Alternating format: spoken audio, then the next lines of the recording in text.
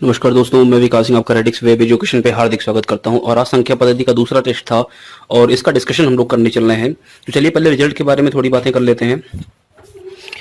Shivam Tiwari 15 question में से इनका 13 सही है, एक गलत है और एक क्वेश्चन इन्होंने स्किप कर दिया है। और हाईएस्ट मार्क्स इनका है वो है 25, यानी कि 30 में से 25। कुछ और नाम की बात कर लेते हैं। यहाँ पे मितेश, इनका 3 क्वेश्चन रॉन्ग है, इन्होंने स्किप कुछ भी नहीं किया है और 12 क्वेश्चन इनके सही हैं और इनके जो मार्क्स हैं वो है 21। फिर मानसी, जिन्होंने 10 क्वेश्चन सही किया है, 3 इन्होंने रॉन्ग कर दिए हैं, 2 स्किप किए हैं, इनके मार्क्स हैं 17। फिर सुमन, इनके 10 सही हैं, 3 रॉन्ग हैं और 2 क्वेश्चन इन्होंने भी स्किप कर दिया है, इनके भी मार्क्स हैं 17। साजिया, जिन्होंने 10 क्वेश्चन सही किया है, 2 क्वेश्चन स्किप कर दिया और 3 क्वेश्चन इन्होंने रॉन्ग कर दिए हैं, जिनके मार्क्स हैं 17। और नागेंद्र, जिन्होंने 11 क्वेश्चन सही किए हैं और 2 क्वेश्चन इन्होंने स्किप कर दिया है और 2 क्वेश्चन इनके रॉन्ग भी हैं और इनके मार्क्स हैं 20। यानी कि अगर मैं थोड़ा सा ऑर्डर वाइज बात करूं तो शिवम 25, मितेश 21, नागेंद्र 20, उसके बाद मानसी, साजिया और सुमन, इन लोगों के हैं 17 17 17। तो ये हैं टॉप स्कोरर्स। तो टेस्ट में अभी काफ़ी और मॉडिफिकेशन की ज़रूरत है आपको। तो चलिए 30 में से 25 नंबर भी कोई बहुत बड़ी बात नहीं है। 30 में से जब तक आपके 30 नहीं आते, इसका मतलब कि आपकी तैयारी भी पूरी नहीं है। तो 5 मार्क्स का जो गैप बन रहा है शिवम तिवारी, उसको कवर अप करने की कोशिश करो। चलिए डिस्कस करते हैं हम पहले क्वेश्चन से। तो देखिए, कह रहा है कि एक अबाध्य संख्या n है जो 10 और 50 के बीच में है और यह संख्या अंकों के स्थान के परिवर्तन के बाद भी अपरिवर्तित रहती है। आपको पता है कि ऐसी कितनी संख्याएं हो सकती हैं 10 और 11 के बाद। 10 के बाद अगर मैं बात करूं तो केवल 11 ऐसी संख्या है जो स्थान परिवर्तन के बाद भी कैसी होती है, अपरिवर्तित, और ये प्राइम नंबर है। और 11 का स्क्वायर कितना होता है, 121। दूसरे क्वेश्चन की बात करें तो देखिए, सबसे पहली बात अगर मैं आपसे बोलूं तो यहाँ पे देखो 6 का मल्टीप्लाई हो रहा है। 6 में यूनिट डिजिट हमेशा कितनी आती है, 6 ही आती है। और 6 को किसी भी संख्या से गुणा करेंगे, चाहे वो संख्या सम हो चाहे वो संख्या विषम हो, कभी भी आंसर इकाई के स्थान पे विषम नहीं आ सकता, यानी सम संख्या आएगी। तो ऑप्शन है तो गलत है, ऑप्शन सी गलत है। अब या तो बी पार्ट होगा या डी पार्ट होगा। अब जरा देखो 7 की पावर 71 की अगर मैं बात करूं, 71 को 4 से भाग करते हैं, 4 से भाग करने पे शेषफल कितना आ गया, 3। तो 7 की पावर 3, 7 की पावर 3 का मतलब हो गया 7 इंटू 7 इंटू 7। तो देखो 7 सता 49 और 9 सते कितना हो गया, 63। यहाँ पे इकाई का स्थान पे कितना आ गया, 3। यहाँ पे 6 है और 3 की पावर 65 है। 3 की पावर 65 की बात करूं तो 65 को 4 से भाग करेंगे, शेषफल कितना आ गया, 1। तो 3 की पावर 1 और 3 की पावर 1 का मतलब 3, यानी यहाँ पे कितना आ गया, 3। तो 6 18 का 8 और 8 24 का 4, इकाई के स्थान पे क्या हो जाएगा, डी पार्ट। व्यंजक की बात, इसमें इकाई का अंक पूछा तो देखो यहाँ पे इकाई का स्थान पे क्या है, 5 है, तो इकाई का स्थान पे 5 ही रहेगा। यहाँ पे देखो 6 है तो इकाई का स्थान पे 6 ही रहेगा। इन दोनों को जोड़ देंगे, इकाई का स्थान पे कितना रहेगा, 1 आ जाएगा। अब बात करते हैं 73 की पावर 54 की। तो 3 की पावर 54 ले लें, 54 को 4 से भाग कर दें, शेषफल कितना आ गया, 2। 3 की पावर 2 यानी कि 9, और 9 और 1 को जोड़ना है, देखो जोड़ने का है यहाँ पे, तो आ जाएगा 10। 10 में इकाई का स्थान पे कितना आ जाएगा, 0, यानी कि डी पार्ट। चौथे क्वेश्चन में कह रहा है संख्या को 4 से भाग देने पे भागफल और शेषफल का योगफल 8 है। तो इस तरह के क्वेश्चन को आपको संख्या मान के करने की जरूरत नहीं है, ऑप्शन से चेक करो। पहला ऑप्शन अगर मैं उठाऊं, संख्या क्या है मेरी, 27। 27 को अगर मैं 4 से भाग करूं तो 4 से भाग करने पे देखो 4 छंग 24, शेषफल कितना आ गया, 3। अब देखो इतना देख के समझ जाना चाहिए था कि आपको दोनों संख्याओं में, यानी कि भागफल और शेषफल, यानी ये भागफल और ये शेषफल, इनके वर्गों का योगफल कितना है, 34। और अगर मैं यहाँ पे भागफल और शेषफल के वर्गों का योगफल कर दूं तो एक ऑप्शन मैं आपको करके दिखा रहा हूं, बाकी ऑप्शन से आप समझ सकते हो। तो 6 का स्क्वायर कितना हो गया, 36। आप खुद ही बता दो, अगर 6 का स्क्वायर 36 हो गया है यहाँ पे, तो 36 में कुछ भी जोड़ोगे तो हमेशा 34 से बड़ा ही आएगा, यानी कि ऑप्शन पहला वाला तो क्या है, गलत है। अगर मैं दूसरा ऑप्शन ले लूं 24,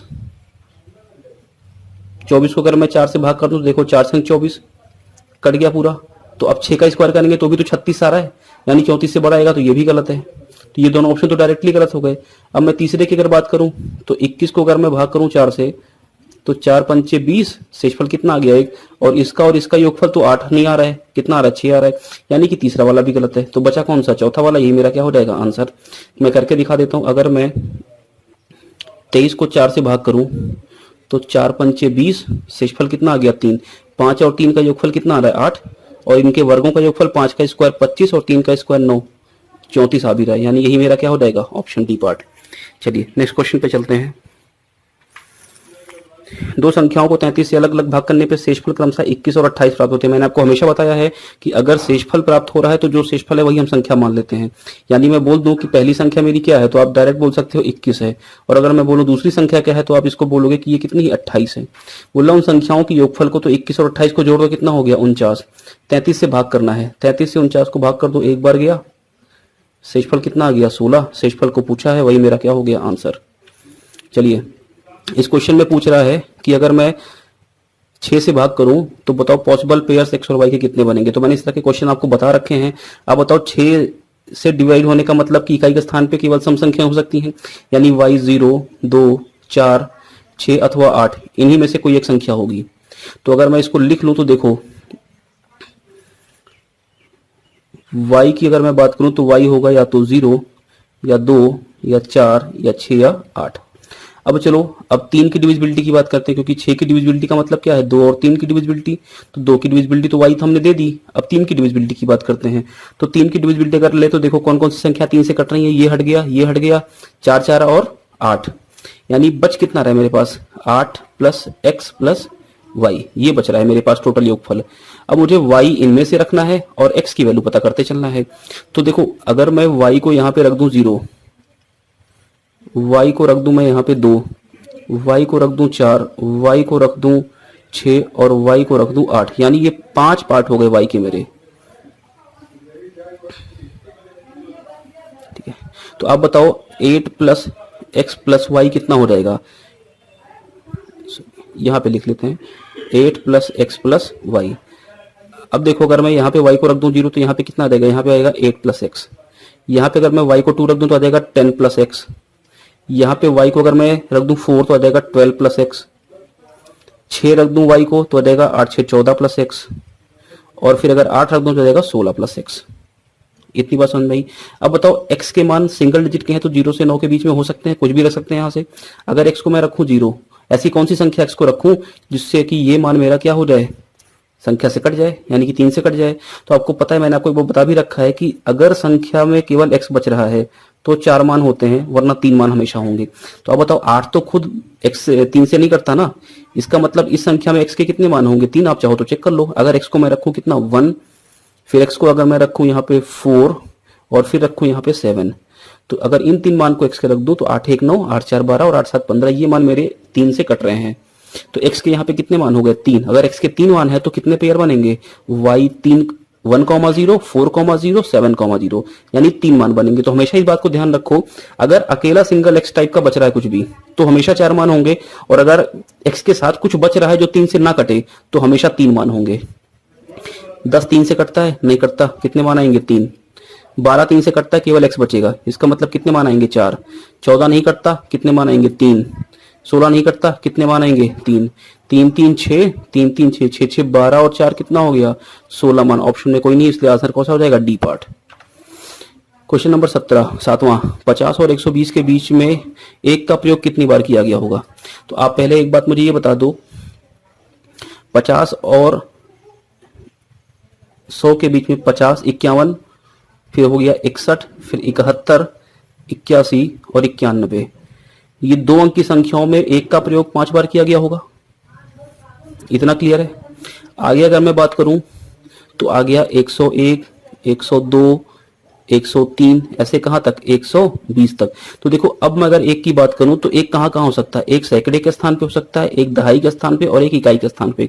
अगर सैकड़े के स्थान पे, अच्छा 100 भी होगा, सैकड़े के स्थान पे बात करूंगा तो बताओ 100 से लेकर 120 तक कितनी संख्या होंगी, 21 संख्याएं। तो 1 सब में आ रहा है ना सैकड़े के स्थान पे, यानी 1 कितनी बार आएगा 21 बार। तो आपको यहीं से देखना चाहिए था 21 और 5 कितना हो गया, 21 और 5 हो गया मेरा 26, यानी 26 ऊपर के 3 ऑप्शन में नहीं है, तो आप डायरेक्ट आंसर टिक करके बाहर निकल सकते थे, आपको पूरी काउंटिंग भी नहीं करनी थी। बात समझ में आ रही है। चलिए आगे। 200 से 220 तक 2 का प्रयोग कितनी बार किया गया होगा? अब जरा समझते हैं। 200 से 220 तक यानी 201, 202, 203, 204, ऐसे कहाँ तक जाएगा? 210 तक, फिर आएगा 211, 212, 213, 214, ऐसे कहाँ तक? 220 तक। अब आप मुझे बताओ 2 का प्रयोग कहाँ कहाँ हो सकता है? या तो सैकड़े के स्थान पे होगा, या फिर दहाई के स्थान पे होगा, या फिर इकाई के स्थान पे होगा। अब सैकड़े के स्थान पे 200 से लेकर 220 तक कितनी संख्याएं होंगी? 21 संख्याएं, यानी सैकड़े के स्थान पे 2 21 बार होगा। अब अगर मैं बात करूं दहाई के स्थान पे, तो दहाई के स्थान पे मुझे कहीं भी 2 नहीं दिख रहा है, केवल और केवल 220 में दिख रहा है। बात समझ में आ गई? यानी दहाई के स्थान पे कितना होगा? 1 बार होगा। इतनी बात क्लियर है? अब अगर मैं इकाई के स्थान पे बात करूं तो यहां पे 1 बार होगा और 1 बार यहां पे होगा, यानी कि 2 बार होगा। तो 21, 1 22 और 2 कितना हो गया? 24 बार। आंसर में कुछ नहीं है, इसलिए आंसर क्या हो जाएगा? D part. ये संख्या 11 डिजिट की है और 72 से कट रही है। 72 से कटने का मतलब हो गया कि संख्या 8 से और 9 से कटेगी। 8 से कटने का मतलब लास्ट की 3 डिजिट ले लें, 6 7 वाई। अब बताओ वाई को यहाँ पे क्या क्या रख सकते हैं? केवल सम संख्या रख सकते हैं, 0 2 4 6 और 8, इन्हीं में से कुछ रख सकते हैं। तो 0 अगर मैं रखता हूं तो संख्या बनेगी 670। ये संख्या मेरी 8 से डिवाइड नहीं होती है। फिर अगर मैंने रख दिया 672, 2 रख दिया, तो ये संख्या मेरी 8 से डिवाइड होती है, इसलिए y का नंबर मुझे कितना मिल गया? 2। तो y कितना हो गया? यानी कि यहां से मुझे 8 × 2 कितना मिल गया? 16। अब मुझे x और पता करना है। अब बताओ 9 की अगर डिविजिबिलिटी है तो 9 की डिविजिबिलिटी में मैं अगर ये देखूं, देखो 6 5 11 और 7 कितना हो गया? 18। 18 9 से कटता है। फिर देखो 4 3 7 2 9 कटता है मेरा। उसके बाद हो गया 6। अच्छा ये देखो, अगर मैं यहाँ पे y को 2 रख दूं तो 7 2 9 कट गया। 8 6 कितना हो गया? 14। ये हो गया 14 प्लस x। अब x को कितना रख दें? 4 रख दें तो 14 4 कितना हो जाएगा? 18, और 18 9 से कट जाएगा, यानी x कितना हो गया? 4। तो 4 5 कितना हो गया? 20। 20 और 16 कितना? 36, और 36 का अंडर रूट कितना हो जाएगा? 6। इस क्वेश्चन में देखो 6 4 10 8 18, 18 9 से कटता है, इसको हटा दिया। यहाँ पे डिजिटल सम कितना आ गया? 3 आ गया। मैं डिजिटल सम से इस क्वेश्चन को सॉल्व कर रहा हूँ।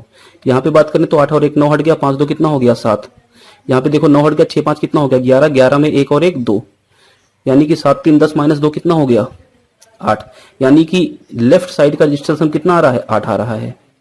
राइट साइड की बात करें तो 4 3 7 2 9 हट गया, 1 आ गया। यहाँ पे 6 2 8 और 1 9 हट गया, कितना आ गया? 2। 2 और 1 कितना हो गया? 3। अब देखो यहाँ पे लेफ्ट में कितना आ रहा था? 8। इसमें से क्या घटा दें कि 3 आ जाए? तो आप बोलोगे 5 घटा दें, यानी कि ऐसी संख्या x होगी जिसका डिजिटल सम कितना होगा? 5 होगा। तो 6 6 12 और 1 13, 13 में 3 और 1 4, ये ऑप्शन नहीं हो सकता। 7 2 9 हट गया, बचा कितना? 4, ये भी ऑप्शन नहीं हो सकता। 7 2 9 हट गया, 4 और 1 5, ये ऑप्शन हो सकता है क्योंकि डिजिटल सम 5 आ रहा है।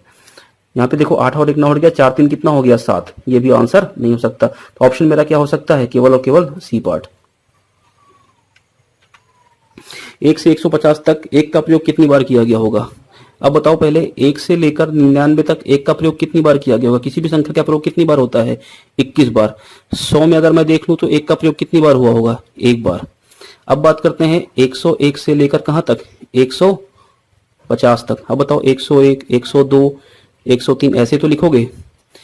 तो अगर इस तरह से लिखोगे आप तो 1 कहां कहां होगा? सैकड़े के स्थान पे होगा, दहाई के स्थान पे होगा और इकाई के स्थान पे होगा। सैकड़े के स्थान पे 101 से 150 तक कितनी संख्या होंगी? 50। बस यहीं पे रुक जाओ। 50 संख्याएं ये, 21 और 1 22 संख्याएं ये, यानी 72 तो यहीं पे हो गई। बाकी दहाई और इकाई को जोड़ा ही नहीं अभी, यानी ये तीनों ऑप्शन कैसे हैं? गलत। ऑप्शन कौन सा? D part. खत्म। दो संख्याओं का योगफल 18, व्युत्क्रमों का योगफल 9, तो 9 का डबल कितना है? 18। तो 28 का डबल कितना हो जाएगा? 56। Option B part. देख के टिक करो तुरंत ना यार।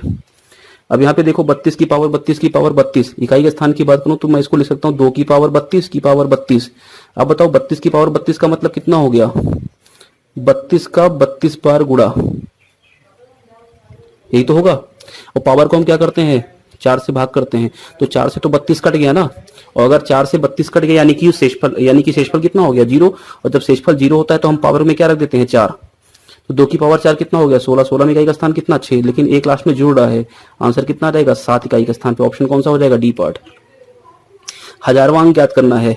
आप बताओ 5 की पावर 4 इंटू, मैं 4 बार अगर 2 को अलग कर लूं तो यहाँ पे कितना बचेगा? 2 की पावर 186 यही बचेगा ना। 5 की पावर 4 और 2 की पावर 4, ये हो गया 10 की पावर 4, और 10 की पावर 4 मेरे भाई होता है 10,000। और 10,000 को अगर मैं किसी भी संख्या से गुणा कर दूं, मान लो मैंने इसको गुणा कर दिया 81 से, तो ये हो जाएगा 81, उसके बाद 4 जीरो। तो भाई 1000वां स्थान तो यही होगा ना। कौन डिसाइड कर रहा है? ये जीरो डिसाइड कर रहा है। ये हमेशा कितना होगा? जीरो होगा। आगे कुछ सोचने की जरूरत ही नहीं थी। ऑप्शन कौन सा हो जाएगा? ए पार्ट। अगले क्वेश्चन में देखो, दोनों ने सोचा कि तुम लोगों ने कि दोनों का क्वेश्चन सेम है, डिफरेंट क्वेश्चन हैं। 5 की पावर 3 है, 2 की पावर 3 मैंने अलग कर लिया, 2 की पावर 97 बचा है।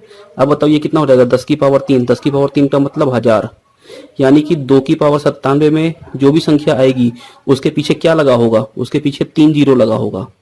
यही तो 1000 से मल्टीप्लाई करने का मतलब है। अब 2 की पावर 97 भाई ये इकाई का स्थान का हो गया, ये दहाई वाला हो गया, और ये सैकड़े का हो गया। सैकड़े के बाद जो भी आएगा वह कौन सा स्थान होगा? इकाई का स्थान। तो 2 की पावर 97 में इकाई का स्थान पे क्या आएगा ये पता करना है। 97 को 4 से डिवाइड करो, शेषफल कितना? 1। 1 का मतलब इकाई के स्थान पे कितना आ गया? 2। यानी कि संख्या कुछ ऐसी लिखी होगी, 2 उसके आगे 3 जीरो, उसके आगे कोई बड़ी सी संख्या होगी। तो 1000वें स्थान पे क्या है? 2 है। ऑप्शन कौन सा हो जाएगा? D part. तो ये था इस क्वेश्चन का सोल्यूशन, इस टेस्ट का डिस्कशन। तो चलिए अब अपने आप को देखिए भी और ऑब्जर्व करिए कि कहाँ आपने गलती की है। Thank you.